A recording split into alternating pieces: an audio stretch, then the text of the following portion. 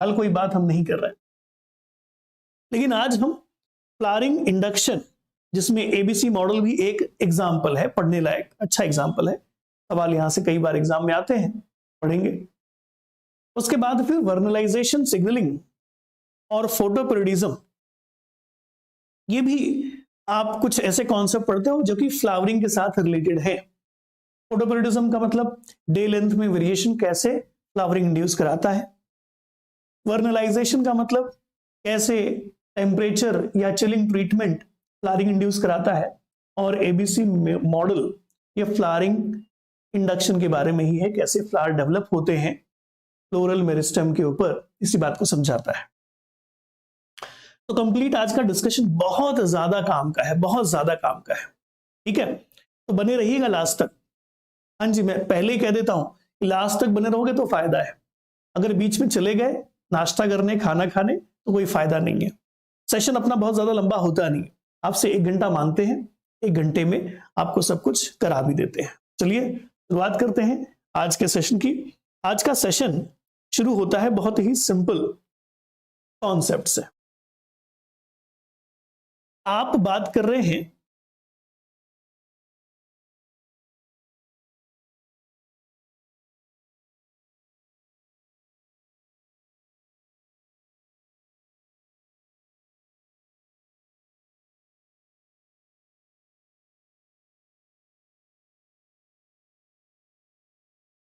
कुछ इस प्रकार के दिखने वाले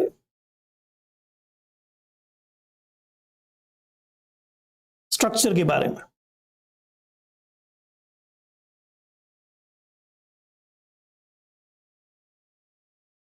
इस प्रकार के दिखने वाले स्ट्रक्चर के लिए जो टर्मिनोलॉजी आप मोस्टली यूज करते हो उसे कहा जाता है शूट अपाइकल मेरिस्टेम। मतलब जो प्लांट में शूट वाला पार्ट है उसका जो अपाइकल रीजन है, जहां पर मेरिस्टेमेटिक टिश्यूज प्रेजेंट हैं, टोटीपोटेंट टिश्यूज प्रेजेंट हैं, उस रीजन की आप बात कर रहे हो, जिसके अंदर जाहिर सी बात है ये लीफ प्राइमोडिया है, एलपी कह देते हैं इनको, एलपी लीफ प्राइमोडिया, और बाकी ये जो सेंट्रल मेरिस्टेमेटिक टिश्यूज हैं वो है apical region. Okay, apical meristematic region वाला हिस्सा है वो ये है, ठीक है। तो अब इस रीजन के जो कि जनरली शूट अपाइकल मेरिस्टेम है, और अगर ये अपना काम करता रहे तो देखने को मिलेगा कि this will give rise to the leaf, new branches and all, ऐसे कई सारे स्ट्रक्चर बनाएगा, है ना, ब्रांचेस बनाएगा, नोड इंटरनोड डेवलप करेगा, उसके बाद फिर लीव्स बनाएगा, है ना, ब्रांचेस बनाएगा, ये सब इसका काम है शूट अपाइकल मेरिस्टेम का। लेकिन यही शूट अपाइकल मेरिस्टेम कुछ यूनिक तरह की कंडीशंस को पाकर के ट्रांसफॉर्म हो जाता है। किसमें ट्रांसफॉर्म हो जाता है?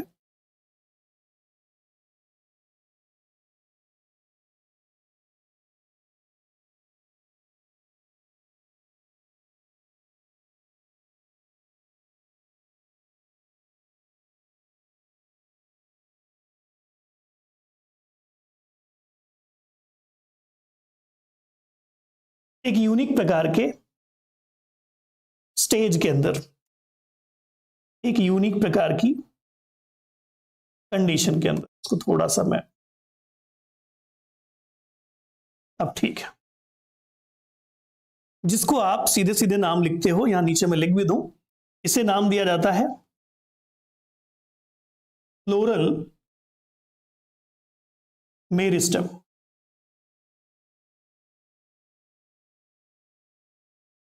है ना। सो ऐसे क्या होता है कि जनरली एक नॉर्मल शूट अपाइकल मेरिस्टेम जो कि शूट पार्ट्स बनाने वाला था, अलग अलग प्रकार के स्ट्रक्चर बनाने वाला था, ये जो स्ट्रक्चर है, हाँ ये जो स्ट्रक्चर है, ये कैसे फाइनली फ्लोरल मेरिस्टेम में तब्दील हो जाता है। सो कैसे शाम जो है वो पाम में तब्दील हो जाता है, that is nothing but a floral apical meristem, ऐसा ही कुछ फ्लोरल मेरिस्टेम भी कह देते हैं। एग्जैक्टली देखा जाए तो कई सारे फैक्टर्स हैं जो इसके लिए रिस्पॉन्सिबल हैं, कई सारे फैक्टर्स। कि जब कभी भी फेवरेबल सीजन आ जाता है, फेवरेबल सीजन से मतलब है कि मान लीजिए ठंडी का मौसम आया और कुछ पौधे हैं ठंडी में ही फ्लावरिंग होती है, तो इसी कॉन्सेप्ट को तो आप कहते हो वर्नलाइजेशन, है ना, वर्नलाइजेशन। कुछ ऐसे पौधे हैं जब डे लेंथ एक पर्टिकुलर रेंज में पहुंचेगी तब फ्लावरिंग आएगी, उसी को आप कहते हो फोटो पीरियडिज्म, है ना। इसके अलावा कई सारे फाइटो हॉर्मोन्स हैं,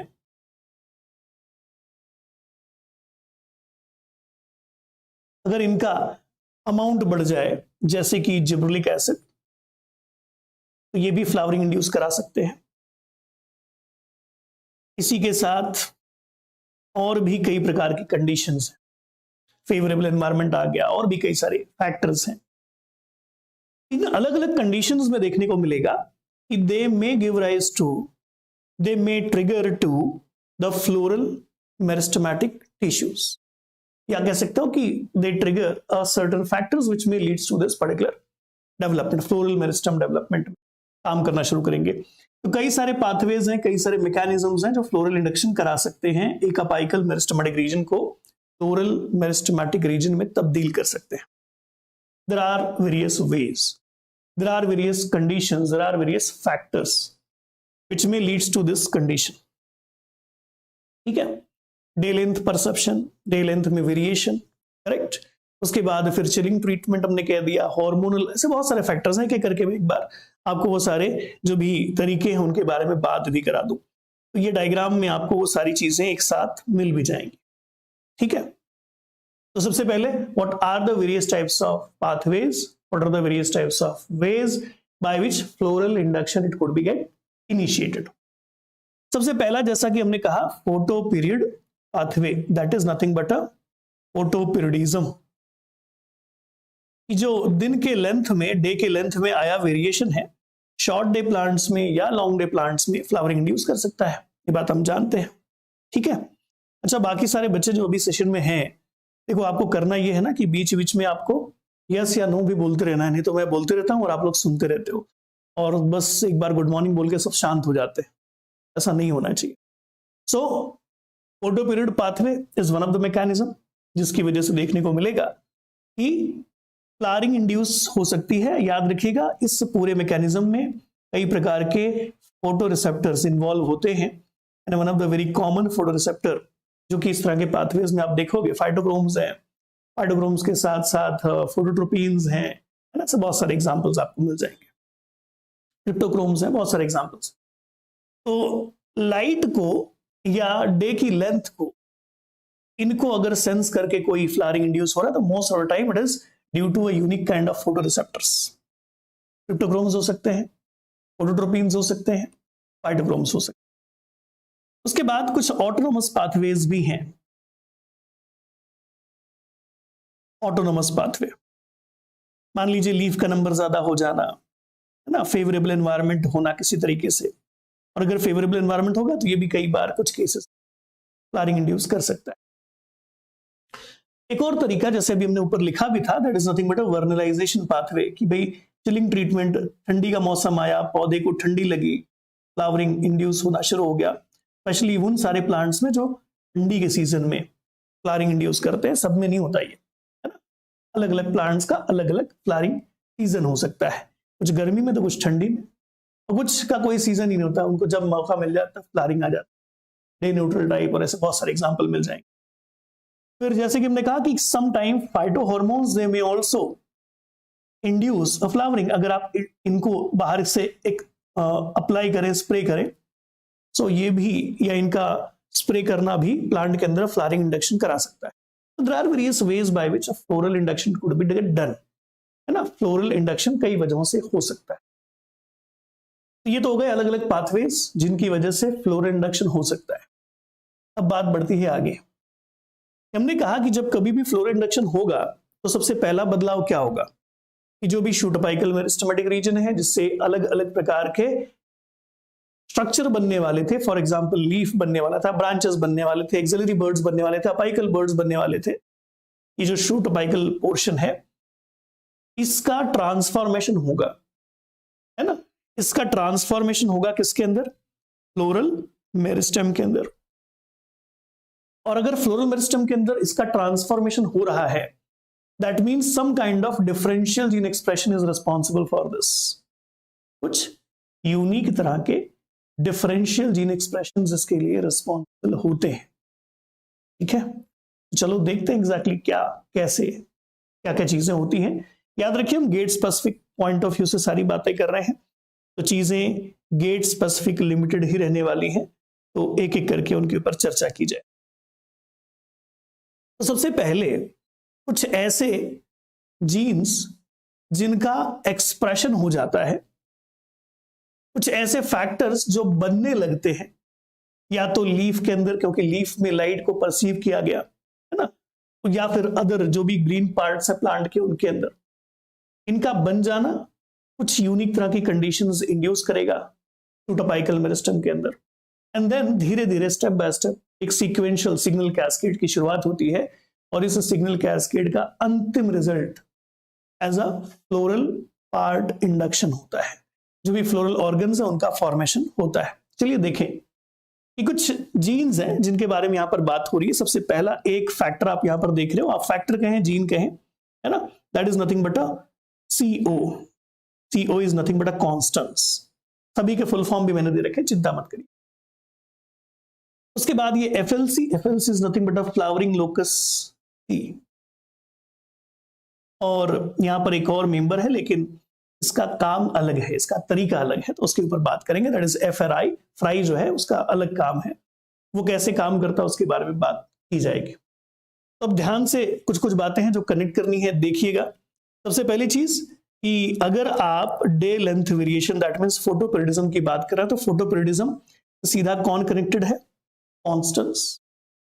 ऐसे ही जो लाइट क्वालिटी वेरिएशंस हैं, मतलब अलग अलग जो भी हमारे फोटोरिसेप्टर्स हैं, ये कई बार इन्हीं लाइट को सेंस करके, याद रखिएगा, again they activate a Constance. Constance नाम का जो फैक्टर है वो एक्टिवेट हो, अगर वो एक्टिवेट हो तो अब वो सीधे सीधे किसी और एक फैक्टर को ट्रिगर करेगा, and that is nothing but FT, flowering locus T।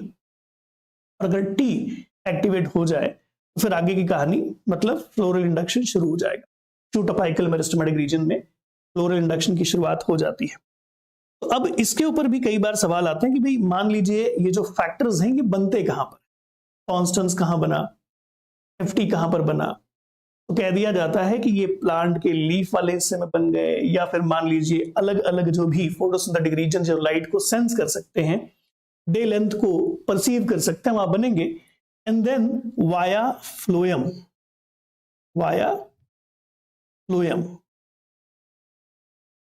इनका ट्रांसपोर्टेशन होगा कहां पर, up to the shoot apical meristematic region. जो टिप है वहां पर उसको ट्रांसपोर्ट करके पहुंचा दिया जाता है। और अगर वो वहां ज्यादा मात्रा में इकट्ठा हो जाए, पहुंच जाए, तो फिर आगे उस वाले हिस्से में, क्योंकि finally shoot apical meristem will be get transformed into floral meristem ना, तो बाकी कहीं पर भी किसी भी प्रकार का परसेप्शन हो, किसी भी प्रकार से लाइट के उस डे लेंथ वेरिएशन को या अलग अलग अमाउंट ऑफ लाइट को अलग अलग फोटोरिसेप्टर द्वारा सेंस किया जाए, ये सारे प्लांट के अंदर इन सारे कंडीशंस को सेंस करने के बाद अगर कॉन्स्टेंट्स या FT बनते हैं, तो ये फाइनली क्या करेंगे, कहां पर भेज दिए जाएंगे, उसी शूट अपाइकल मेरिस्टेमेटिक रीजन में, जिसको ट्रांसफॉर्म करना है फ्लोरल मेरिस्टेम के अंदर। तो ये बात ध्यान रखिएगा।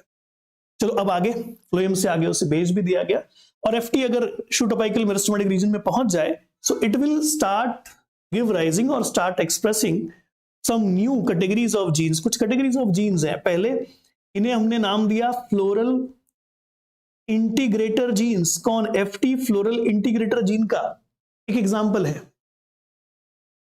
और जैसे ही ये जीन एक्सप्रेस होंगे, शूट अपाइकल मेरिस्टेमेटिक रीजन में पहुंचेंगे, then over there they will start expression of few other factors, that is nothing but a floral meristem identity genes. Floral meristem identity genes. ध्यान रखना, अभी फ्लोरल आइडेंटिटी जीन्स नहीं आए हैं, अभी तो फ्लोरल मेरिस्टम बन रहा है, अभी तो फ्लोरल मेरिस्टम बन रहा है, ट्रांसफॉर्मेशन हो रहा है। इन नए जीन्स का एक्सप्रेशन होना शुरू होगा, और इन नए जीन्स का जो ग्रुपिंग है, अगर आपसे कोई पूछे कि फ्लोरल इंटीग्रेटर जीन्स कौन से हैं, एफडी है, फेरिडोक्सिन कहा मैंने, वो वहां का याद आ गया। फ्लावरिंग लोकस टाइप डी है ना, फ्लावरिंग लोकस डी, टी, उसके बाद ये SOC1 है ना, SOC1। ये 3 एग्जांपल किसके हो गए, फ्लोरल इंटीग्रेटर जीन्स के। ये फ्लोरल इंटीग्रेटर जीन्स ही आगे क्या कर सकते हैं, फ्लोरल मेरिस्टम आइडेंटिटी जीन का एक्सप्रेशन करवा सकते हैं। कहां पर, अपाइकल मेरिस्टमेटिक रीजन में। अगर इनका एक्सप्रेशन होना शुरू हो गया, इसमें कौन कौन से मेंबर आते हैं, सेपेलाटा 3 that is shape 3, full FUL, AP1 अपेटाला 1, उसके बाद LFY दैट इज लीफी। तो इस प्रकार से जो कैटेगराइजेशन है इसको भी ध्यान रखना है कि कौन सा है floral meristematic gene identity gene और कौन सा है फ्लोरल इंटीग्रेटर जीन। इसके ऊपर भी सवाल हो सकते हैं। बाकी इनके इंटरेक्शन का क्या तरीका है, एक एक करके समझते हैं। तो पहले सारे जीन्स के नाम मैंने कह दिए, उनके नाम, उनके काम, ये सब पहले टेबल में देख लो, उसके बाद इनके इंटरेक्शन को हम समझते हैं। ठीक है, उसके बाद इनके इंटरेक्शन को हम समझते हैं। तो अब ध्यान से हर एक चीज को देखने की कोशिश करिएगा। मैंने कोशिश की है कि मिनिमम चीजें जो हैं, क्योंकि टेबल ही काफी बड़ा है तो अब इसके लिए कुछ किया नहीं जा सकता था, लेकिन फिर भी कुछ चीजें जो आपको पता होनी चाहिए वो यहां पर आपके सामने हैं। देखो, सबसे पहले हमने कांस्टेंट जीन्स का नाम लिख रखा है, कांस्टेंट CO से रिप्रेजेंट करते हो आप इसको। ठीक है, क्या काम है इसका, अगर ये बन रहा है तो ये फ्लावरिंग इंड्यूस कराने का काम करेगा, है ना, फ्लावरिंग इंड्यूस कराने का काम करेगा। अच्छा, एक्टिवेट एक्सप्रेशन ऑफ FT, जैसे ऊपर हमने डायग्राम में भी देखा था, ये क्या करेगा, ये कांस्टेंट्स अगर बने तो ये FT जीन का एक्सप्रेशन बढ़वा देता है। ठीक, उसके बाद फ्लावरिंग लोकस C, FLC कह देते हो आप इसको। अगर मान लीजिए ये बन रहा है तो ये क्या करेगा, ये रिप्रेसर का काम करता है। अगर ये ज्यादा मात्रा में बने तो it is acting as a repressor, जो कि फ्लावरिंग नहीं होने देगा, फ्लावरिंग रोकेगा। ठीक है, सभी चीजें टेबल में लिख रखी हैं, आपको कभी भी रिवाइज करना हो तो एक बार के लिए आप फटाफट इसको देख सकते हो। फिर टी का काम अभी मैंने बता दिया कि अगर FT किसी तरीके से बन जाए, काम करने लगे, तो ये तो फ्लावरिंग इंड्यूस कराएगा ही, है ना, फ्लोरल मेरिस्टेम आइडेंटिटी जीन का एक्सप्रेशन करवाएगा। ठीक, ओके। ऐसे ही ये जो फ्लावरिंग लोकस D है, ध्यान रखिएगा यहां पर क्या है, D। So this will give rise to again the same activity, F और D मिलकर के एक जैसा ही काम करता है। फिर आ गया ये SOC1 दैट इज SOC1 का function, suppressor of over expression of constants. ध्यान रखिएगा, नाम से ही कई सारी बातें समझ में आ जानी चाहिए। Suppressor of over expression of constants का लिमिटेड एक्सप्रेशन कराने में काम करता है। ठीक है, promote of flowering by inducing expression of, again इसका भी काम वही है। नेक्स्ट, इसका भी FRI जीन का भी आपने वहां पर देखा, जिसको फ्रीडिया जीन कहते हैं या फ्रीडा कह दिया जाता है। That Frida is responsible for a regulation of FLC को रेगुलेट करता है, अप रेगुलेट भी कर सकता है, डाउन रेगुलेट भी कर सकता है। अगर अप रेगुलेट करेगा तो सीधे आगे का जो इवेंट है वो रुक जाएगा, अगर उसको डाउन रेगुलेट करेगा तो फिर फ्लावरिंग को प्रमोशन मिल जाएगा। So most of the time इसके काम करने का तरीका है, it promote a flowering by repressing FLC को काम करने से रोकना, ताकि FD जीन्स अपना काम कर सके। ठीक है, तो ये इनके सारे जो भी मेंबर्स हैं जो ऊपर आपने देखे, इनके बारे में मैंने आपको बात बता दी। तो चलो एक बार हम इन सारे के सारे जीन्स का आपस में इंटरेक्शन देखते हैं, है ना। चलो, तो अब जो कांस्टेंट्स है, ये कांस्टेंट सीधे FT को एक्सप्रेस करवाएगा। FT एक्सप्रेस हुआ तो सीधा जो फ्लावर, या हम कह रहे हैं कि फ्लोरल मेरिस्टेम आइडेंटिटी जीन, उनका एक्सप्रेशन शुरू हो जाएगा, बात खत्म। ठीक है, ओके। ये FT आ गया, उसके बाद इसने SOC1 को एक्सप्रेस करवाया, इसने फिर बाकी सारे जो अदर जीन्स है उनका एक्सप्रेशन करवाया। अगर FLC जो आप यहां पर देख रहे हो, that is flowering locus C, ये किसी भी तरीके से काम करेगा तो ये रिप्रेसर है। याद रखिएगा, अगर किसी तरीके से फ्लावर इंटीग्रेटर जीन को सप्रेस कर दिया गया तो फ्लावरिंग नहीं होगी, फ्लावरिंग नहीं होगी। ठीक है, तो अब FLC किसको किसको सप्रेस करता है, ध्यान रखिएगा, तीनों को सप्रेस करता है। तीनों को अगर ये इनहिबिट कर दे, और इनहिबिशन का रिजल्ट फाइनली क्या आएगा, इनहिबिशन का रिजल्ट फाइनली यही आएगा कि now the flowering will not be get induced. मतलब बड़ा बेसिक सा है कि shoot apical meristem floral meristem में ट्रांसफॉर्म नहीं होगा। तो FLC gene is a kind of repressor of flowering induction, repressor of flowering induction, ध्यान रखिएगा। ठीक है, अब ये जो FLC हैं, इन FLC को ही कई सारे तरीकों से सप्रेस किया जाता है। मान लो वर्नलाइजेशन हुआ, वर्नलाइजेशन के दौरान FLC को सप्रेस किया जाता है। FLC सप्रेस होगा तो ऑटोमेटिकली फ्लावरिंग आ जाएगी, है ना, ऑटोमेटिकली फ्लावरिंग आ जाएगी। ऐसी ऑटोनोमस पाथवे जो है वो भी यही करता है। ये फ्राई जो है फ्रिजिडा, ये क्या करेगा, ये इसका डाउन रेगुलेशन कराएगा। अगर FLC का डाउन रेगुलेशन कराया जाए, मतलब इसके एक्सप्रेशन को कम किया जाए, तो फिर से फ्लावरिंग में इजाफा आ सकता है। तो हर एक फैक्टर का अपना अपना जो काम करने का तरीका है वो समझ लेना है आपको अच्छे से। चलो ये हो गया। चलो मान लिया हमने सबसे पहले वाले पाथवे से कैसे फ्लावरिंग इंड्यूस होती है समझ में आ गया। ऑटोनोमस पाथवे, वर्नलाइजेशन वाले पाथवेज, ये कैसे फ्लावरिंग इंड्यूस कराते हैं समझ में आ गया। जिबरलिक एसिड कैसे फ्लावरिंग इंड्यूस कराता है, जिबरलिक एसिड सीधे सीधे SOC1 जीन का एक्सप्रेशन करवाएगा, एक तरीका वो है, या सीधे जाकर के लीफी जीन का एक्सप्रेशन करवाएगा ज्यादा मात्रा में, है ना। तो ये दो तरीकों से सीधे सीधे फ्लावरिंग इंड्यूस करता है। ये बहुत ज्यादा वाया वाया नहीं जाता।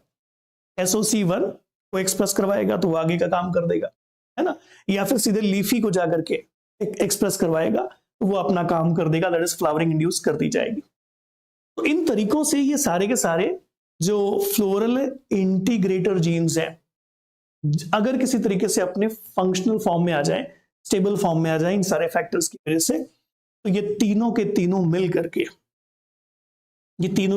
करके क्या कर सकते हैं, all these three together they can easily induce what, the floral meristem identity gene, this and this, और एपिटाला-1 एंड लीफी दोनों आपस में इंटरेक्शन करते हुए काम करते हैं। ये आगे अभी आपको समझेगा। ठीक है, तो ये जो स्टेप आपको यहाँ इस डायग्राम में बताया गया है ना, ये स्टेप समझना काफी जरूरी हो जाता है। अब अगर मान लीजिए ये चारों स्टेबलाइज फॉर्म में आ जाएं, बनने लगे काफी मात्रा में शूट अपाइकल मेरिस्टेम में, तो अब ये कई सारे फ्लावरिंग आइडेंटिटी या फ्लोरल आइडेंटिटी जीन्स का एक्सप्रेशन करवाएंगे, जिनकी वजह से फ्लोरल पार्ट्स बनते हैं, तो चलिए आगे बढ़ें और अब देखा जाए कि एग्जैक्टली कैसे क्या होगा यहां पर, है ना। तो आगे बढ़ते हैं। लीफी जीन का काम क्या है, उसके बाद ये जो SOC1 है उसका काम क्या है, अपेटाला-1 का काम क्या है, सेपेलाटा-3 का काम क्या है, ये फ्रूटफुल जो है उसका काम क्या है, एक बार ये देख लीजिएगा फटाफट। तो लीफी जीन, जाहिर सी बात है, दिस लीफी जीन का एक्सप्रेशन अगर होना शुरू हो जाए शूट अपाइकल मेरिस्टेमेटिक रीजन में, so it will start inducing floral identity genes, है ना। अब ये फ्लोरल आइडेंटिटी जीन्स का एक्सप्रेशन देखो, फ्लोरल मेरिस्टेम आइडेंटिटी को प्रमोट कर रहा है, इसका मतलब अब धीरे धीरे वहां की कंडीशन फ्लावर के फॉर्मेशन लायक बननी शुरू हो जाएंगी। अपेटाला-1 का काम भी यही है, floral meristem identity genes over express करवाना, प्रमोट करवाना और फ्लोरल ऑर्गन्स का डेवलपमेंट कराने में काम करना। अपेटाला-1 वहां भी काम करता है, यहां भी काम करता है। उसके बाद फिर ये सेपेलाटा-3, है ना, अगर आप इसको देखें ये भी फ्लोरल आइडेंटिटी जीन का, फ्लोरल ऑर्गन आइडेंटिटी जीन का एक्सप्रेशन करवाता है। और साथ ही साथ फ्लोरल मेरिस्टम को भी डेवलप कराता है। अगैमस, ये आगे जाकर के पता चलेगा जब आप एबीसी मॉडल पढ़ोगे। तो अगैमस का काम मोस्टली आप देखेंगे स्टेमन और कार्पल डेवलपमेंट में होता है। तो ये तो यहां गलती से आ गया है, इस ग्रुप का ये मेंबर नहीं है ना, जैसे आपने देखा इस ग्रुप का ये मेंबर नहीं है, अब यहां गलती से वो आ गया है। लेकिन ठीक है, ध्यान रखिएगा, इसको तो हम एबीसी मॉडल्स के अंदर देखेंगे, क्योंकि ये फ्लोरल ऑर्गन्स के डिफरेंशिएशन में काम करता है, तो इसे यहां पर नहीं होना चाहिए। ठीक, स्क्रीनशॉट लेना है, ले लो ले लो। देखो इसके अंदर सारी बातें हैं, अगैमस के बारे में अभी मत पढ़ना, अगैमस अभी मैं आगे समझाऊंगा। हो गया, सारे जीन्स आ गए, उनके काम करने का तरीका आ गया, कौन किसको कैसे इन्फ्लुएंस करता है, रेगुलेट करता है and all. Now moving towards next. तो अब ये सारे जीन्स एक्सप्रेस होने शुरू हो जाएंगे, स्पेशली आप इन्हीं को हाईलाइट करें। ये सारे जीन एक्सप्रेस होने शुरू हो जाएंगे कहां पर, जो भी शूट अपाइकल पार्ट है वहां पर। और अगर ये सारे एक्सप्रेस होने शुरू हो जाएंगे तो आप देखेंगे कि नाउ सर्टन फ्लोरल पोर्शंस और floral apical meristematic regions are get formed. तो लीफी और ये जो अपेटाला है, which is very much homologous to cauliflower gene, जो कॉलीफ्लावर जीन है उसी के बहुत ज्यादा होमोलोगस है, इसीलिए दोनों को हम एक साथ लिख देते हैं ऐसा स्लैश करके, because both are working exactly same. तो अब ये दोनों के दोनों मिलकर के क्या करने वाले हैं, सीधे सीधे फ्लोरल मेरिस्टम को डेवलप कराएंगे। और फ्लोरल मेरिस्टम को कई बार एक और फैक्टर है जो इनहिबिट कर रहा होता है, that is nothing but TFL, है ना, दैट इज टर्मिनल फ्लावर। अगर इसमें म्यूटेशन हो जाए तो टर्मिनल फ्लावर बनना शुरू हो जाता है, टर्मिनल फ्लावर। अगर ये फंक्शनल हो तो देखेंगे कि ये क्या करेगा, शूट डेवलपमेंट में, मतलब शूट पार्ट, वेजिटेटिव पार्ट्स के डेवलपमेंट में काम करता है। So it will inhibit the expression of AP1 as well as leafy, इनके एक्सप्रेशन को रोकता है ये, ठीक है। और लीफी और AP1 इसके एक्सप्रेशन को रोकते हैं। तो एक है जो एंटागोनिस्टिक एक्टिविटी करता है, कौन, TFL1। ध्यान रखना, शूट अपाइकल मेरिस्टेमेटिक रीजन पर प्रेजेंट है, कई बार अगर यहां से कोई सवाल आ जाए तो आपको ये याद रखना है। नाउ मूविंग टुवर्ड्स नेक्स्ट, चलो ये सब चीजें अगर काम करेंगी तो फाइनली जो शूट अपाइकल मेरिस्टेमेटिक रीजन है वहां पर कई सारे फ्लोरल मेरिस्टेमेटिक आइडेंटिटी जीन्स का एक्सप्रेशन हुआ, और अब shoot apical meristem floral meristem में तब्दील हो गया।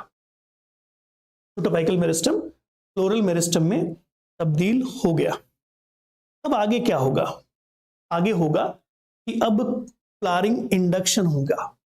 फ्लावरिंग इंडक्शन के लिए कुछ यूनिक तरह के फ्लोरल आइडेंटिटी जीन्स का रिक्वायरमेंट है।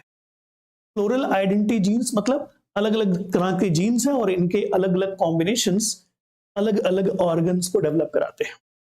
तो इसके लिए जो बहुत फेमस एग्जांपल है, जो बहुत एक फेमस मॉडल है जो चर्चा में लिया जाता है, उसे वो कहते हैं ABC मॉडल, है ना।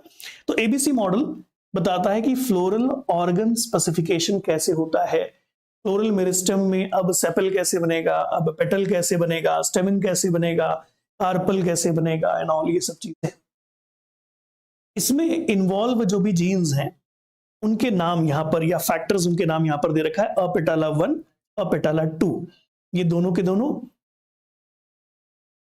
क्लास ए के, है ना। याद रखिए ABC मॉडल ये नाम इसलिए दिया गया क्योंकि इन सारे जीन्स को, जो फ्लोरल ऑर्गन आइडेंटिटी जीन्स है, इन सभी जीन्स को कैटेगराइज किया गया 3 कैटेगरी के अंदर, class A, class B, class C।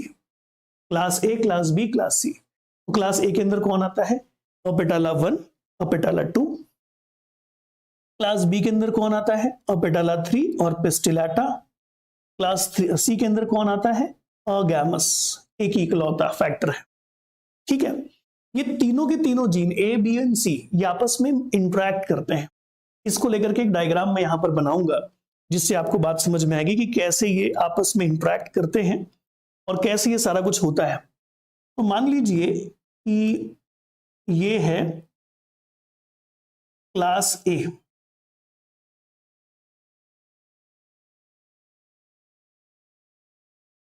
Then यहां पर है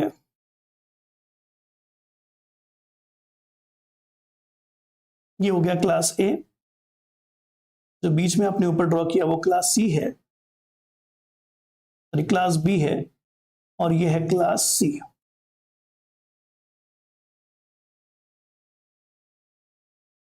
जो भी बातें समझा रहा हूं बस खाली सुनते जाइएगा, सारे सवालों का जवाब आपको मिल जाएगा, है ना। तो ये है ए, ये है बी और ये है सी, 3 क्लासेस हैं, class A, class B, class सी।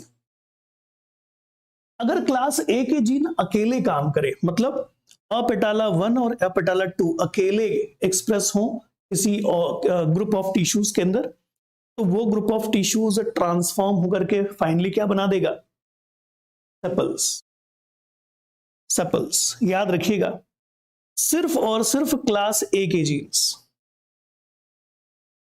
अकेले काम करें तो क्या बना देंगे, सेपल्स। लेकिन क्लास ए के जीन का इन्वॉल्वमेंट बी के साथ भी होता है ना, तो बी के साथ इन्वॉल्व होकर के अब ये क्या कर देंगे, ये दोनों अगर साथ में इंटरैक्ट करें तो they will give rise to petals. ठीक है, पेटल्स, ये बात ध्यान रखिएगा। फिर बी और सी अगर एक दूसरे से इंटरैक्ट करें so they will give rise to stamen, और वहीं पर सी सिर्फ अकेले अगर काम करे it will give rise to carpel. ठीक है, अभी चीज में भी आपको दिख नहीं रही होगी क्योंकि मैंने मेरे पीछे ही लिख दिया। ठीक है, फिर भी एक बार हम इसको जूम करके देख लेते हैं, यहां से दिख जाएगा, है ना। देखा आपने कि सिर्फ अकेले ए काम करे तो ए और बी दोनों मिलकर के काम करें, तो बी और सी मिलकर के काम करें तो, और सिर्फ अकेले सी काम करे तो क्या होता है। ठीक है, ये एक सिंप्लीफाइड रिप्रेजेंटेशन है किसका, कंप्लीट इंट्रैक्शन का, class A, class B, class C genes का। ये सिंप्लीफाइड रिप्रेजेंटेशन आपको कई बार काम आएगा। यहां से तो आपको पता चलेगा कि भाई ग्रुप कौन कौन क्या क्या बना रहा है। तो ए क्लास के अकेले काम करें तो आपको देखने को मिलेगा कि इस प्रकार के पोर्शन बन रहे हैं। बी ग्रुप के काम करें तो आप देखोगे कि पेटल, ये हो गया पेटल, और फिर यहां पर स्टेमन एंड कार्पल, ये इस प्रकार का इनका काम करने का तरीका है। सेपल ए वाले पेटल फॉर्मेशन में भी इन्वॉल्व हैं, बी वाले पेटल फॉर्मेशन स्टेमन फॉर्मेशन में भी इन्वॉल्व हैं, सी वाले जो है स्टेमन फॉर्मेशन और कार्पल फॉर्मेशन भी इन्वॉल्व है। तो सी वाले कौन से 2 ओवल्स बनाने में इन्वॉल्व हैं, स्टेमन्स एंड कार्पल। बी वाले कौन से 2 वर्ल्स बनाने में इन्वॉल्व हैं, पेटल और स्टेमन।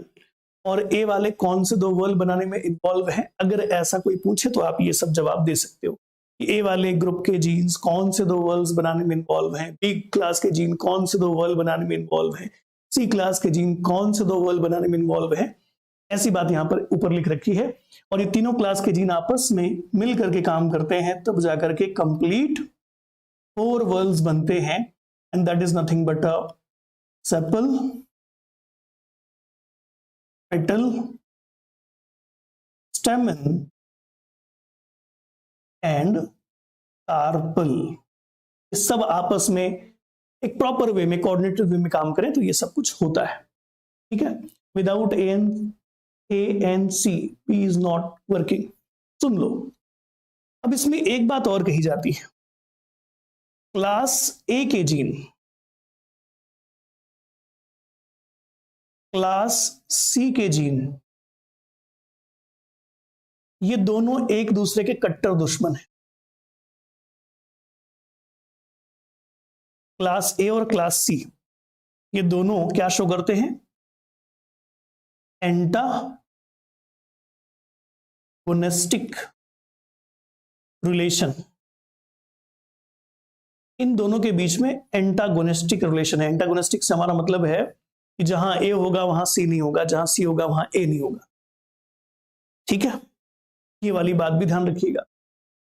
तो अब एक अंदाजा लगाओ कि मान लीजिए जहां पर सी वाले जीन, सी क्लास के जीन म्यूटेंट फॉर्म में हो, मान लीजिए अगेमस म्यूटेंट फॉर्म में हो, काम ही ना करता हो, तो फिर वहां पे बाय डिफॉल्ट ए का एक्सप्रेशन बढ़ जाएगा। जहां सी होगा वहां ए नहीं होगा, जहां सी नहीं होगा वहां ए होगा। ये वाला हिसाब किताब है। तो जहां पर सी क्लास के जीन नहीं है, मतलब अगैमस वाला जीन एक्सप्रेस नहीं हो रहा, वहां पर बाय डिफॉल्ट ए आ जाएगा। और अगर ए आ जाएगा तो इस वजह से फ्लावरिंग पैटर्न में चेंजेस आते हैं। आइए बात करें कुछ म्यूटेंट फॉर्म की। कई प्रकार के म्यूटेंट कंडीशंस के बारे में आप सभी से क्वेश्चन पूछा जाता है कि मान लीजिए, इस बात को मेरे को समझाना है, तो मैं समझाने के लिए क्या करना चाहूंगा, एक स्लाइड ऐड करना चाहूंगा और एक स्लाइड ऐड करके पहले ये सारी कहानी समझाऊंगा, उसके बाद फिर आगे की बात बढ़ेगी। ठीक है, ये वाली बात मुझे यहां पर समझाना है ताकि जो कनेक्शन आप लोगों को ध्यान में रखना है वो समझ में आ जाए। चलो ध्यान से, तो फिर से वैसे ही क्लास ए,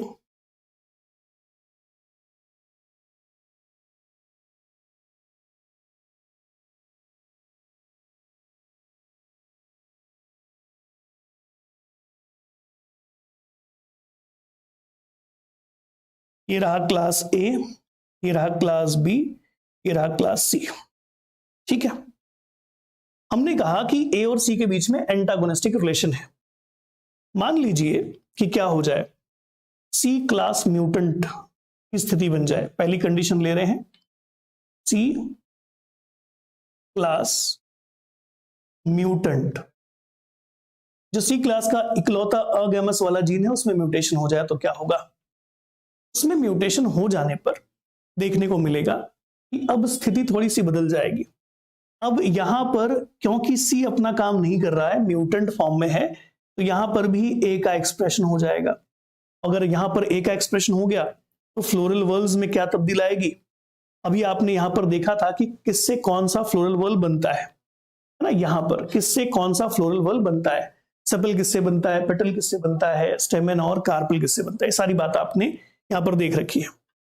अब ये ध्यान से देख लेना और अब यहां की बात करना इस जगह की। ठीक है, हाँ जी, क्या होने वाला देखो, पहले ए वाले जीन की वजह से तो क्या बन जाएगा, सेपल। फिर बी वाले जीन के साथ इंटरेक्शन करेगा तो पेटल बन जाएगा, सही बात। फिर अब अगर यहां पर देखें तो यहां पर ए तो है नहीं, ए नहीं है तो उस जगह पर, सॉरी सी तो है नहीं, सी नहीं है तो उस जगह पर ए आ सकता है। तो फिर से क्या बनेगा, पेटल। और सी अगर अकेले ही काम करे तो क्या बनेगा, दैट इज, सी तो है ही नहीं, ए अकेले काम करे तो क्या बनेगा, अगेन सेपल। तो किसी ने जवाब भी दिया है, शानी ने जवाब भी दिया, शांति ने, शाबाश शांति बेटा, वेरी गुड। ये हो गए ए क्लास के म्यूटेंट, है ना। अब मान लीजिए इसमें म्यूटेशन हो जाए, सी अपनी जगह पर है, और बी क्लास का म्यूटेशन हो जाए, है ना, बी क्लास का म्यूटेशन हो जाए, तो बी क्लास के म्यूटेशन पर क्या हो सकता है, आप ही बताओ। ये तो क्लास सी म्यूटेंट था, अब हम क्लास बी म्यूटेंट की बात करते हैं। अब इस केस में क्या होने की संभावना है बताइएगा, अब इस केस में क्या, वेरी गुड। देखो ए और सी अपना अपना काम करेंगे, बी तो अपना काम कर ही नहीं रहा, तो सिचुएशन है कि बना सेपल और फिर से सेपल, और सी काम करे तो फिर कार्पल और फिर से एक बार कार्पल। ठीक है, वेरी गुड। ऐसे ही अब अगर मान लीजिए ए क्लास म्यूटेंट हो तो क्या होगा, है ना, यही सारे सवाल आते हैं। ए क्लास म्यूटेंट हो तो अब यहां पर सी डोमिनेट कर जाएगा, और अगर ए क्लास म्यूटेंट हो तो क्या होने वाला है,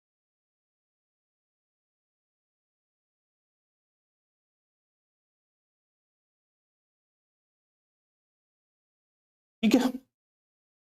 अब बताओ क्या होगा result, the result will be, भाई ए नहीं है तो फिर सेपल तो गया, और सी की जगह काम तो यहां पर आ गए कार्पल, है ना, उसके बाद फिर स्टेमन, और फिर स्टेमन, और फिर कार्पल। शाबाश, बात समझ में आई? चीजें ठीक हैं, क्लियर हैं सब कुछ? Very good. तो इस प्रकार से आते हैं सवाल। अब ये जो डायग्राम मैंने आगे दिखाया था, ये डायग्राम इसी तरह से कुछ क्लास जीन्स के म्यूटेंट्स की बात कर रहा है। मान लीजिए ए क्लास में अपेटाला 2 का म्यूटेंट है तो क्या होगा, एपेटाला 3 का म्यूटेंट है तो क्या होगा, है ना? तो इस प्रकार से कुछ चीजें यहां पर लिख रखी है। सिर्फ अगैमस का म्यूटेंट हो तो क्या होगा? तो वाइल्ड टाइप सिचुएशन इस प्रकार के जिसमें सारे चारों के चारों वर्ल्स प्रेजेंट हैं, लेकिन अगर, क्योंकि आप ये देख रहे हो क्लास ए का म्यूटेंट है, तो यहां पर क्या क्या चीजें प्रेजेंट है, देखो ध्यान से क्या क्या चीजें प्रेजेंट है। यहां पर प्रेजेंट है सिर्फ और सिर्फ कार्पल,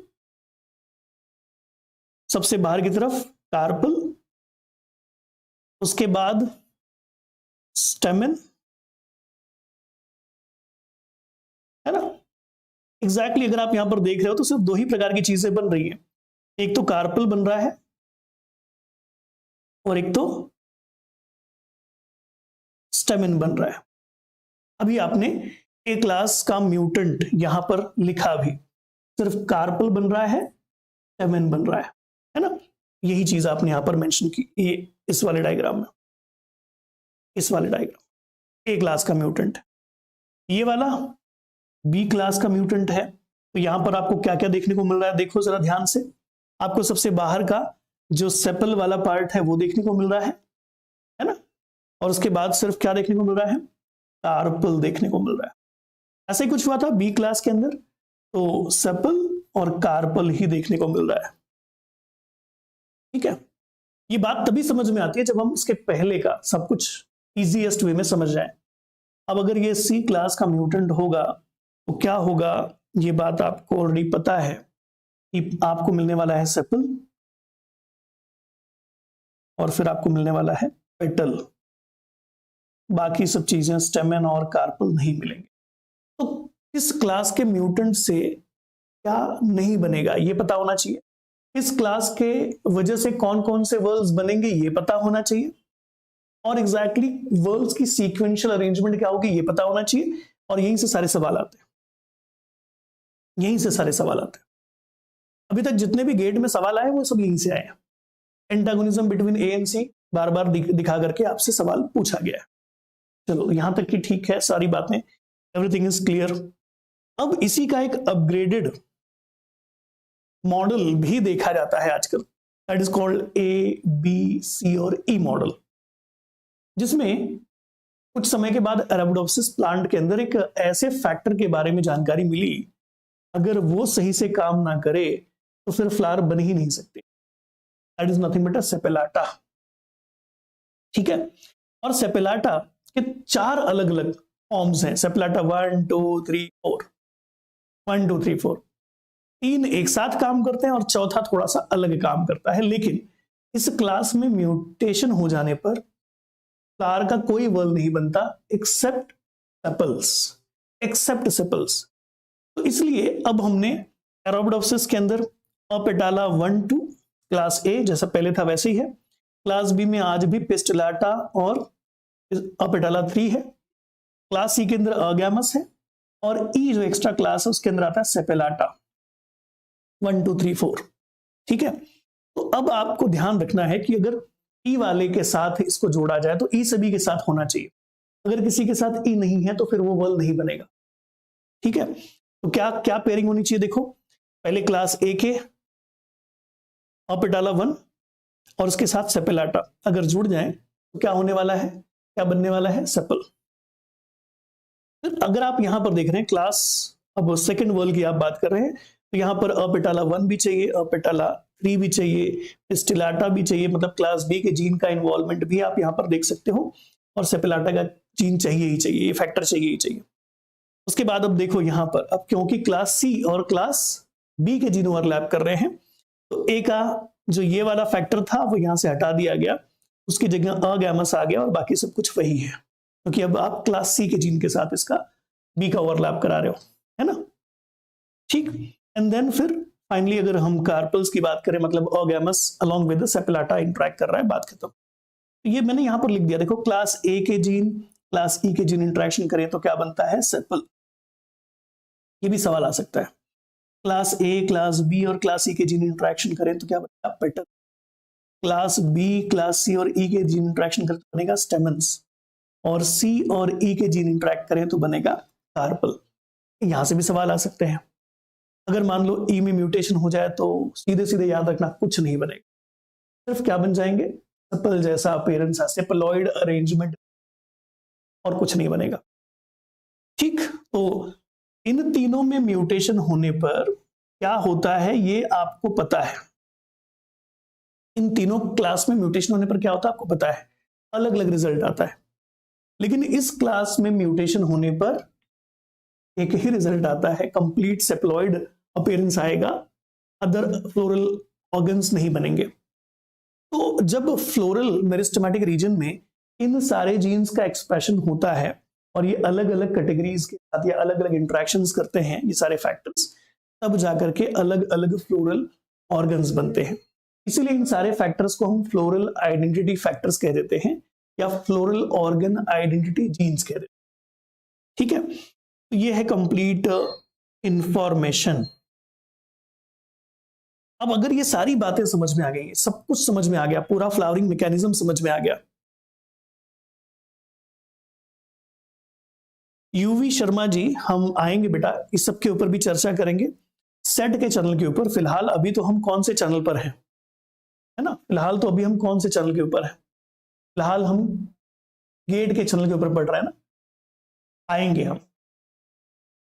अब अगर आप कंप्लीट फ्लावरिंग सिस्टम के बारे में समझ चुके हो तो वर्नलाइजेशन की वजह से स्पेशली जो सीरियल प्लांट्स हैं जैसे कि गेहूं हो गया, फिर ये बार्ली हो गया, स्पेशली मोनोकॉट्स, इनके अंदर जो एक अलग सा मैकेनिज्म पाया जाता है उसके ऊपर थोड़ी सी बात कर लेते हैं। एक सवाल यहां से आया था एक बार गेट के अंदर, ठीक है, एक सवाल यहां से आया था।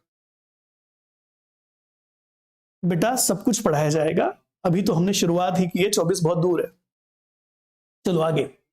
तो एरोबिडोप्सिस के अंदर फ्लावरिंग का जो पैटर्न है वो आप जानते हो, है ना, फ्लावरिंग का पैटर्न ये आप जानते हो। लेकिन वर्नलाइजेशन वाले मैकेनिज्म के अंदर जाना जाता है कि कई बार किसी फैक्टर को इनिबिट करने का एक और यूनिक सा तरीका यूज में देखा जाता है। क्या है वो तरीका, जिसको हम कहते हैं कि दैट इज नथिंग बट जिसको आप कह सकते हो एपिजेनेटिक मॉडिफिकेशंस। एपिजेनेटिक मॉडिफिकेशंस का इस्तेमाल करके भी कई बार फ्लोरल इंडक्शन को रेगुलेट किया जाता है, specially in case of vernalization. इसी बात को यहां पर मैं समझाने की कोशिश कर रहा हूं। तो एरोबिडोप्सिस के अंदर अगर किसी तरीके से एफएलसी इनिबिट हो जाए तो फ्लावरिंग आ जाएगी, ये बात पता है आपको, है ना। और एफएलसी को इनिबिट करने का काम यहां पर करता है कौन, ये जो PRC2 है ना, PRC2 यूनिक तरीके से काम करता है। जब कभी भी लो टेम्परेचर वाली कंडीशन होगी, जी हां लो टेम्परेचर वाली कंडीशन, ये जो PLC2 है, PLC2 इसका एक्सप्रेशन होना शुरू हो जाएगा। अगर ये PLC2 बनना शुरू हो जाए तो आपको देखने को मिलेगा it will leads to the methylation of that particular gene which is encoding a FLC। उसका मिथाइलेशन करा देगा, एपिजेनेटिक मॉडिफिकेशंस करा देगा, है ना। और इसकी वजह से अब वो कभी भी ट्रांसक्राइब ही नहीं होगा, ट्रांसक्राइब नहीं होगा तो ट्रांसलेट नहीं होगा, ट्रांसलेट नहीं होगा तो कभी भी एज ए इनहिबिटर काम ही नहीं कर पाए, है ना। तो इस वजह से फिर ये वाले जीन अपना काम कर पाएंगे और फ्लावरिंग इंड्यूस हो जाएगी। तो यहां पर फ्लावरिंग इंडक्शन का वर्नलाइजेशन वाले मैकेनिज्म में फ्लावरिंग इंडक्शन का एक जो तरीका बड़ा फेमस है, यहां पर एपिजेनेटिक मॉडिफिकेशन वाले मेथड्स का इस्तेमाल किया जाता है। मतलब एसिटाइलेशन, मिथाइलेशन की जो क्रोमैटिन मॉडिफिकेशंस है, रीमॉडलिंग है, उसका इस्तेमाल किया जाता है। अगर बार्ली और व्हीट की बात करें तो इसके अंदर ये रोल प्ले करता है VRN1, ठीक है, VRN1 नाम का एक फैक्टर। VRN1 अगर एक्सप्रेस हो जाए लो टेम्परेचर एक्सपोजर की वजह से तो ये सीधे सीधे फ्लावरिंग इंड्यूस करा सकता है, सीधे सीधे फ्लावरिंग, ठीक है। कई बार लो टेम्परेचर की वजह से VRN3 जो कि FT का ही एनालॉग है, T का एनालॉग है, उसी जैसा काम करता है। अगर ये भी बनना शुरू हो जाए तो it will do up regulation, VRN1 के सिंथेसिस को बढ़ावा कर देता है। अगर इसका अप रेगुलेशन हो जाएगा तो फ्लावरिंग भी ज्यादा हो जाएगी। ठीक है, तो ध्यान रखिएगा कि अगर VRN2 की बात करें तो ये रिप्रेसर है, ये रिप्रेसर है। अगर ये काम करेगा तो फ्लावरिंग नहीं आएगी, 1 काम करेगा तो फ्लावरिंग आएगी, और 3 जो है VRN1 के एक्सप्रेशन को बढ़ावा देता है। और अगर VRN इज वर्नलीन, है ना, ऐसे सारे नाम है। चलो देखो, इन सभी के नाम भी मैंने मेंशन कर रखे हैं, लिख रखे हैं, जैसे कि vernalization insensitive 1 VRN1, vernalization insensitive 2 VRN2, vernalization insensitive 3 जो कि FT का ही एनालॉग है। अगर ये काम करेगा तो फ्लावरिंग होगी, ये काम करेगा तो फ्लावरिंग होगी। और ये जो PRC2 था जो अराबिडोप्सिस में पाया जाता है, ये है पॉलीकोम्ब रिप्रेसिव कॉम्प्लेक्स, रिप्रेसिव कॉम्प्लेक्स।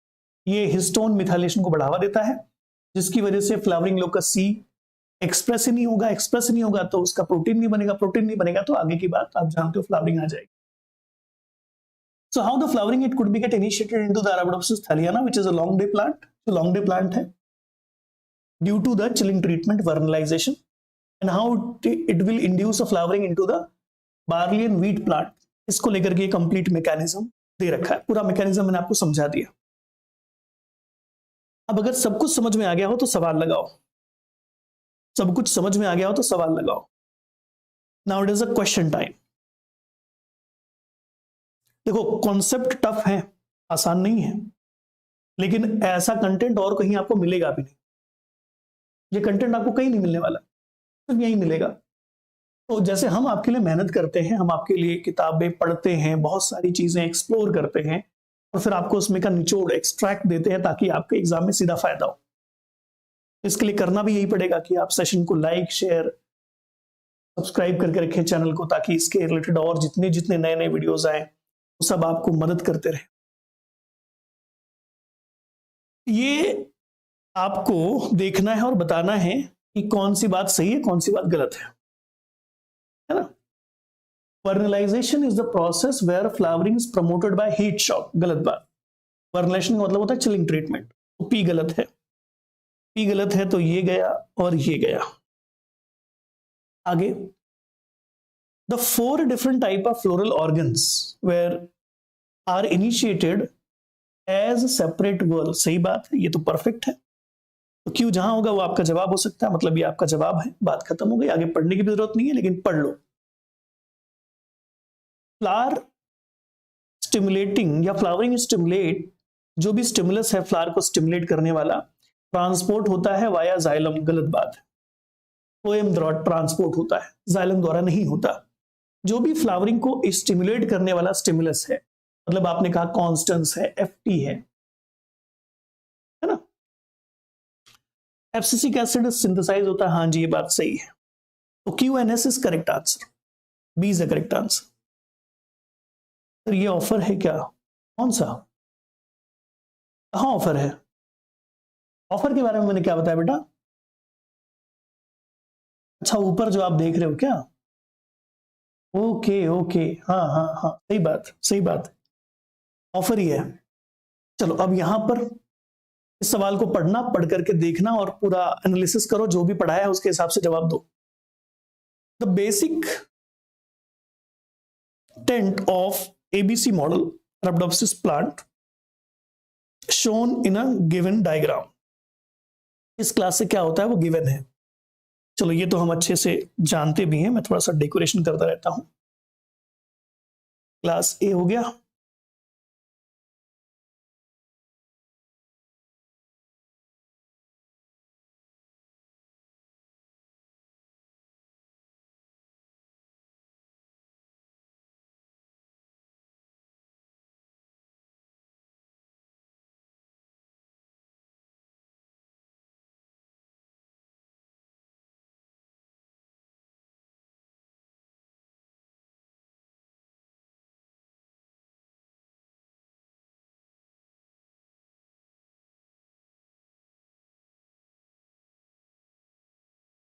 चलो ये तो हो गया, और अब इनको कलर करते हैं। कलर करने में बड़ा मजा आता है। सेपल,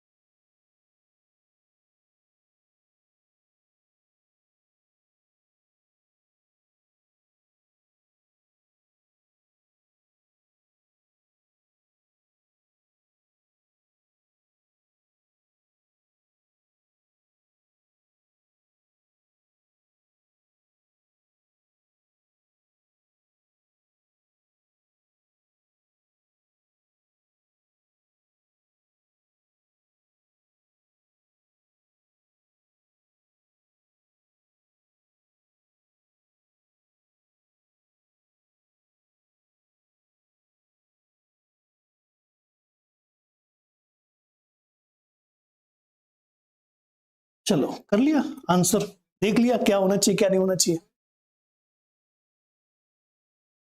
अरे वाह, नहीं कर पाए इसका मतलब, चलो मैं पढ़ देता हूं आपके लिए कि कुछ बातें दे रखी हैं, देखो जरा। क्लास ए का काम क्या है? क्लास ए सेपल को डिटरमाइन करता है, सही बात है।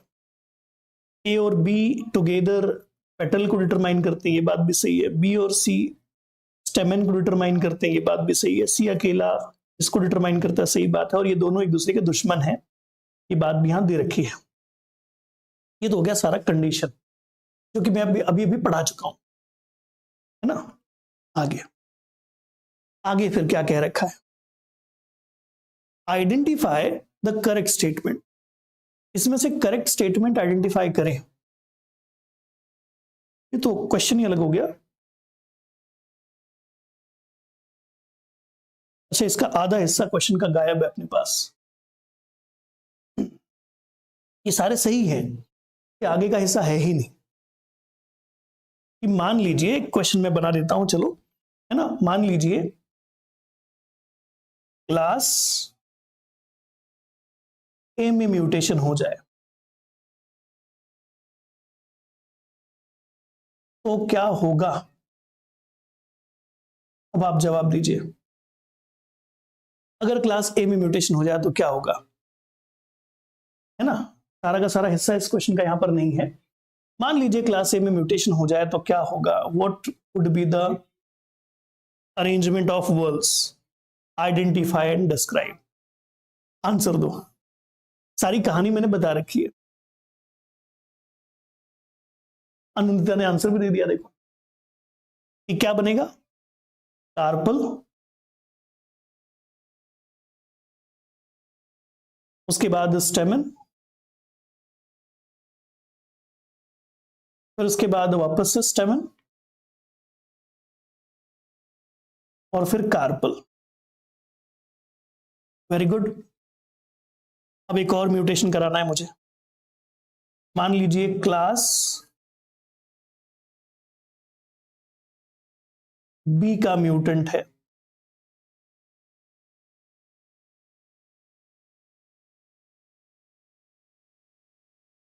चलो इसका जवाब दो,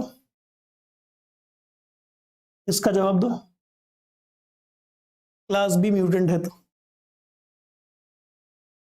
ये सारे सवाल आए हुए हैं गेट के, है ना। थोड़ा टाइम हम ले रहे हैं जानबूझ करके, ताकि ठीक है ना, अपने को सब कुछ बढ़िया समझ में आए।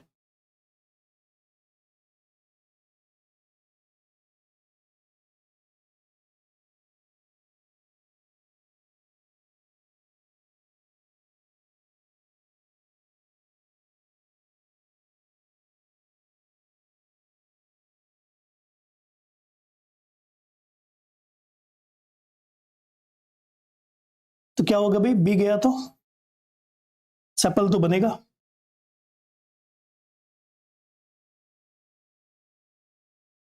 उसके बाद फिर से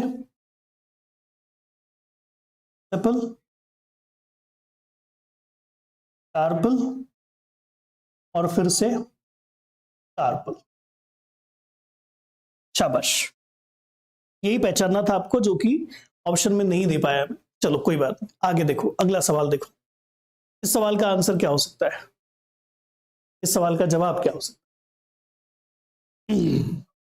identify the correct statement. In Arabidopsis vernalization is associated with, हम वर्नलाइजेशन के बारे में जानते हैं, अभी हमने पढ़ा भी वर्नलाइजेशन कैसे एग्जैक्टली काम करता है, कैसे प्लांट के अंदर होता है, अरेबिडोप्सिस हो या फिर बार्ली या वीट प्लांट। यहां अरेबिडोप्सिस की बात कर रखी है, ध्यान से पढ़ो और जवाब दो। कौन सा तरीका काम करता है, कैसे काम करता है? एफएलसी का डिग्रेडेशन करवाते हैं क्या एफएलसी प्रोटीन का? जी नहीं। वर्नलाइजेशन में ऐसा नहीं होता, वर्नलाइजेशन में तो ये बनता ही नहीं है बेचारा, है ना। वर्नलाइजेशन में तो बनता ही नहीं ना बेटा। याद रखना किसकी बात हो रही है, the mechanism is known as vernalization Arabidopsis plant के अंदर। मैकेनिज्म अभी मैंने पीछे दिखा दिया। क्या कराते हैं यहां पर? एपिजेनेटिक मॉडिफिकेशंस यहां पर काम करते हैं, मिथाइलेशन करा दिया जाता है उस पर्टिकुलर जीन का जो एफएलसी बनाएगा। तो अगर वो मिथाइलेटेड फॉर्म में है तो उसका ट्रांसक्रिप्शन नहीं होना, ट्रांसक्रिप्शन नहीं होना तो फिर हम कहेंगे chromatin modification at FLC locus, ये होगा। हाँ जी। और अगर कभी एफएलसी ट्रांसक्राइब भी ना हो तो ट्रांसलेट भी नहीं होगा, ट्रांसलेट भी नहीं होगा तो कभी वो एफएलटी को इनहिबिट भी नहीं करेगा, है ना। अच्छा, inactivating FLC protein by post translational modification, नहीं भाई, ट्रांसलेशन थोड़ी, अरे कभी हुआ ही नहीं, कभी वो बना ही नहीं। Down regulation of FLC transcript, हाँ जी, ट्रांसक्रिप्ट को बनने ही नहीं दिया गया, उसके रेगुलेशन को डाउन रेगुलेट कर दिया गया। So PNS is the correct answer, समझे। ये सही मैकेनिज्म है। यही एग्जांपल तो मैंने ऊपर समझाया डायग्राम के साथ, और ये भी बताया कि इस पूरे के पूरे मैकेनिज्म में कौन काम करता है। देखो फिर से मैं वो आपको सारा कुछ बता दूं कि this is the entire process and this is the entire mechanism. लिख भी रखा है कि जो PRC2 है ये एक स्टोन मॉडिफिकेशन कराने वाला है ना, स्टोन मॉडिफिकेशन करा देगा और मिथाइलेशन करा देगा। मिथाइलेशन की वजह से उस जीन का एक्सप्रेशन ही नहीं होगा, ठीक है। इसीलिए जरूरी यह है कि हमें एग्जाम के पॉइंट ऑफ व्यू से कॉन्सेप्ट पता हो, तब तो सही जवाब दोगे। चलो शाबाश, वेरी गुड। अरे देखो ये यहां पर है, ये यहां पर है, उस क्वेश्चन का एक हिस्सा इधर एक हिस्सा इधर। चलो इसको ऊपर कर देते हैं ना। अब आप जवाब तो दे ही दोगे, मुझे पता है। हाँ जी, अब आप जवाब तो दे ही दोगे इसका। अब इसके बारे में तो आप जानते ही हो, अभी अब आपने एक क्लास म्यूटेंट का एग्जांपल ऊपर बता भी दिया था, तो जल्दी बता दो। चलो एक बार फिर से बता दो उसी क्वेश्चन का आंसर। एक class mutant,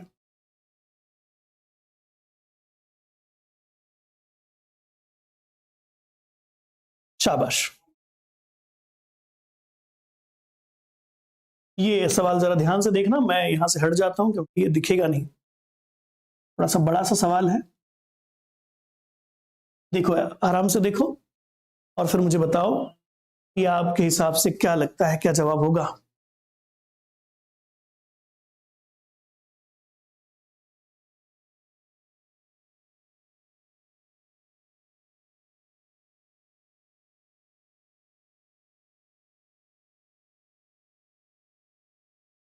consider the following pathway controlling the time of flowering in wheat.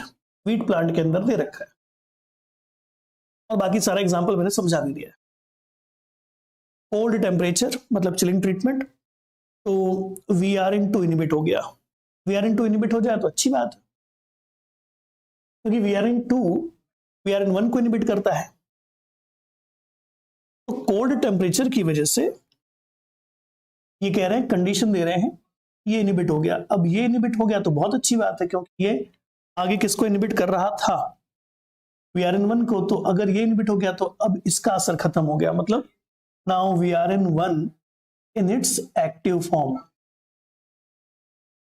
अगर ये अपनी एक्टिव फॉर्म में है तो ये वेजिटेटिव ग्रोथ को रोकेगा, फ्लावरिंग इंड्यूस कराएगा, है ना। फ्लावरिंग इंड्यूस पूरा का पूरा जो डायग्राम है वो इसी प्रकार की कोई जानकारी आपको दे रहा है।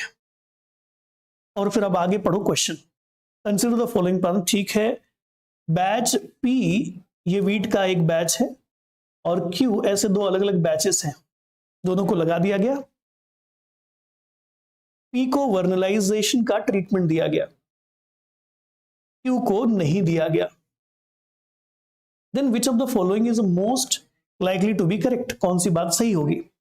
जिसको वर्नलाइजेशन का ट्रीटमेंट दोगे उसमें फ्लावरिंग इंड्यूस होगी, जिसको नहीं दोगे उसमें नहीं होगी, है ना? क्या लगता है?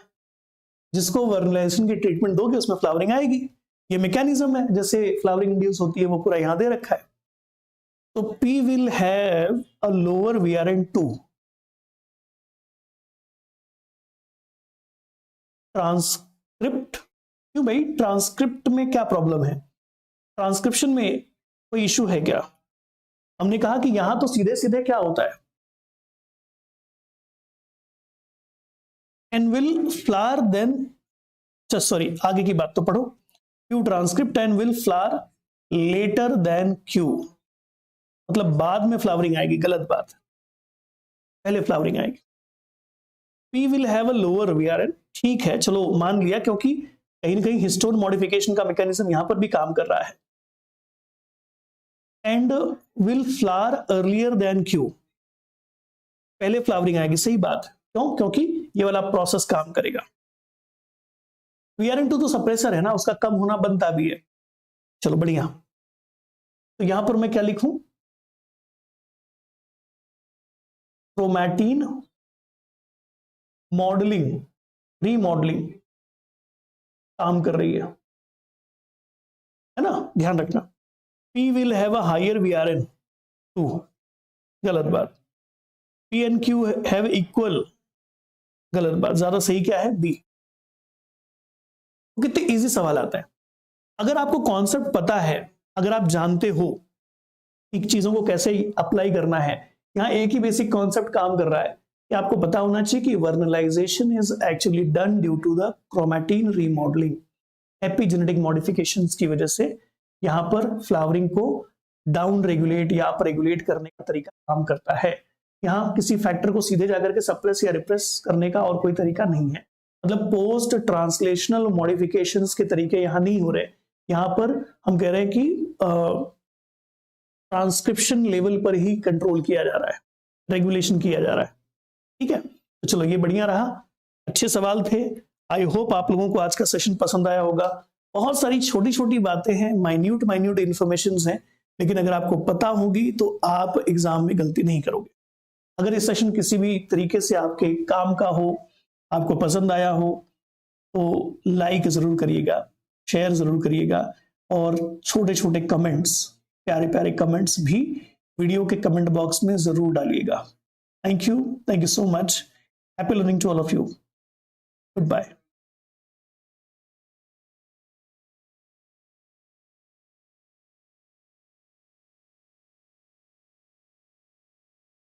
जो रिस्पॉन्स आता है बड़ा छोटा सा ठंडा सा आता है। Thank you sir, done sir, very good sir, है ना।